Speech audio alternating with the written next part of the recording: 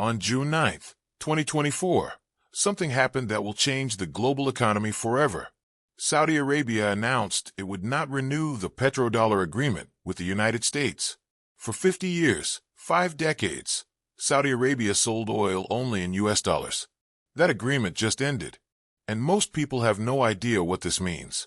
Let me tell you, it means the dollar is dying. It means American economic dominance is ending. It means your savings are about to lose value, because the petrodollar system was the foundation of dollar dominance. It was the reason the U.S. could print unlimited money without causing inflation. It was the reason the dollar was the global reserve currency. And now it is gone. Saudi Arabia will now sell oil in any currency: dollars, euros, yuan, even Bitcoin. This is not just about Saudi Arabia. This is about the entire global financial system. The system that has existed since 1974 is collapsing, and it is collapsing now. Let me explain what the petrodollar system was, why it mattered, and what happens now that it is dead. First, what was the petrodollar system? In 1974, the United States made a deal with Saudi Arabia. The U.S. would provide military protection to Saudi Arabia. The U.S. would sell weapons to Saudi Arabia. The U.S. would support the Saudi monarchy. In exchange, Saudi Arabia would do 2 things. 1. Sell oil only in US dollars. If you wanted to buy Saudi oil, and Saudi Arabia was the largest oil exporter in the world, you needed dollars. 2. Invest Saudi oil revenues in U.S. Treasury bonds. Saudi Arabia would take the dollars it earned from selling oil and use them to buy U.S. government debt. This created massive demand for dollars. Every country in the world needed oil, so every country needed dollars. They had to hold dollar reserves just to buy energy.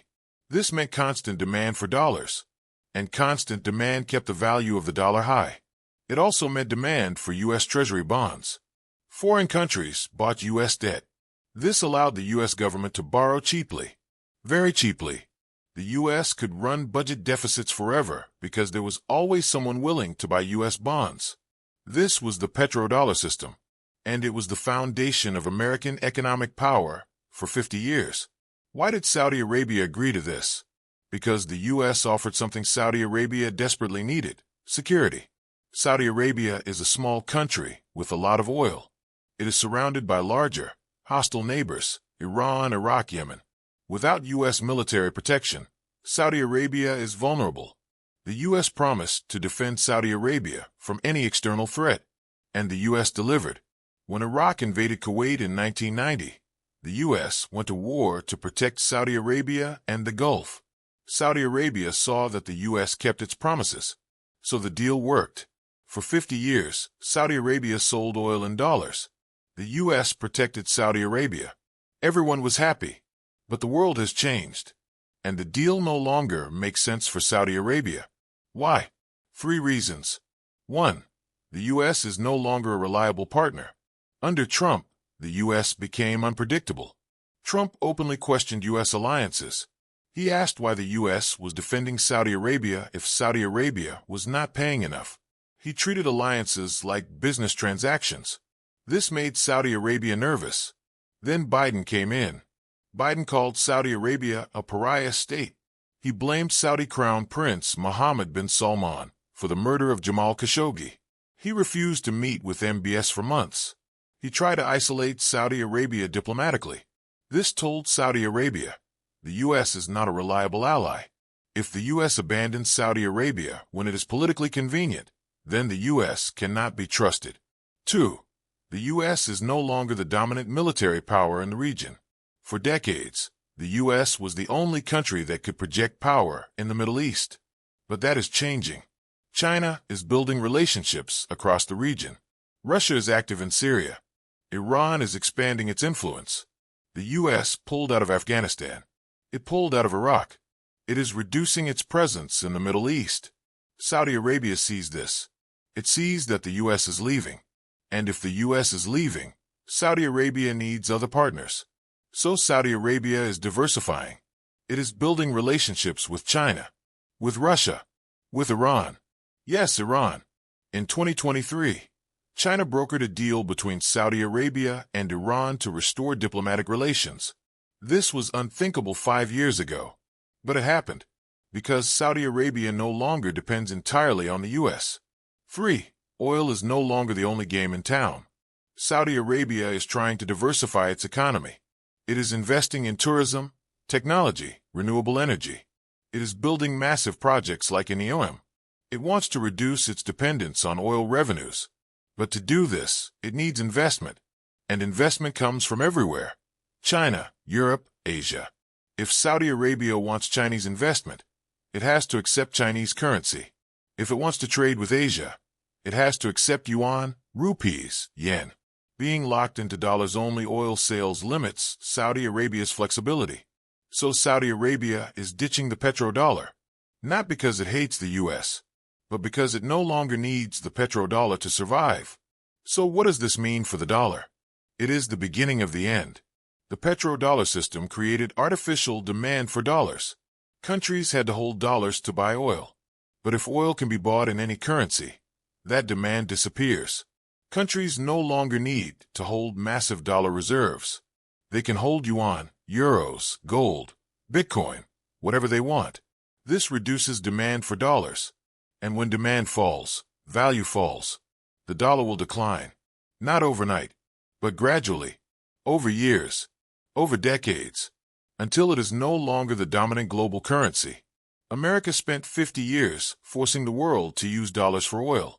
Now Saudi Arabia said, "No thanks, and we can't do anything about it." Empire's over. But the dollar losing dominance has consequences. Big consequences. Let me explain. Consequence 1, inflation.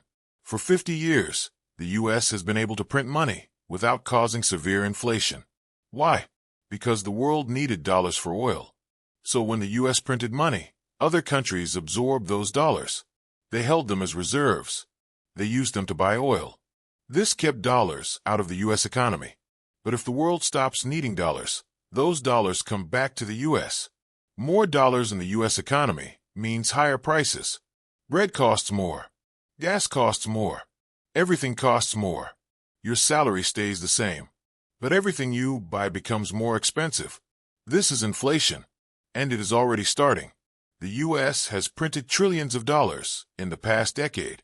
Much of that money is still overseas. But as the dollar loses its reserve status, that money will flow back. And when it does, inflation will spike. Consequence 2, higher interest rates. The U.S. government borrows about $2 trillion per year. It does this by selling Treasury bonds. For decades, foreign countries bought these bonds. Why? Because they needed dollars. And Treasury bonds were the safest way to hold dollars. But if countries do not need dollars, they do not need Treasury bonds. Demand for U.S. debt falls. And when demand falls, the U.S. has to pay higher interest rates to attract buyers. Right now, the U.S. borrows at about 4 to 5% interest. If demand falls, rates could go to 7, 8, even 10%. This makes the debt unsustainable. The U.S. already pays over $1 trillion per year in interest. If rates double, interest payments double. The U.S. budget collapses. The government cannot afford Social Security, Medicare, defense, anything. It either cuts spending drastically, or it prints money and causes hyperinflation. Both options are catastrophic. Consequence 3, loss of sanctions power. The U.S. uses the dollar as a weapon. When the U.S. wants to punish a country, Russia, Iran, Venezuela, North Korea, it cuts them off from the dollar system. This cripples their economies because they cannot buy oil, cannot trade internationally, cannot access global finance. But this only works if everyone uses dollars. If countries can trade in yuan, euros, or other currencies, U.S. sanctions become less effective.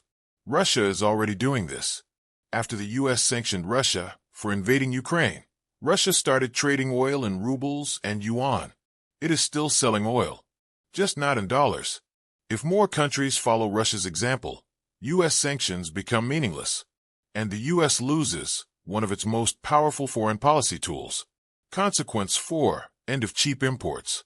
Americans enjoy a high standard of living partly because the dollar is strong. A strong dollar means imports are cheap. Americans buy cheap electronics from China, cheap cars from Japan, cheap clothes from Vietnam, But if the dollar weakens, imports become expensive. The TV that cost $500 now costs $800. The car that cost $30,000 now costs $45,000. Americans' purchasing power declines. Living standards fall. People get angry. They vote for populists who promise to fix things. But populists do not fix economic crises. They make them worse.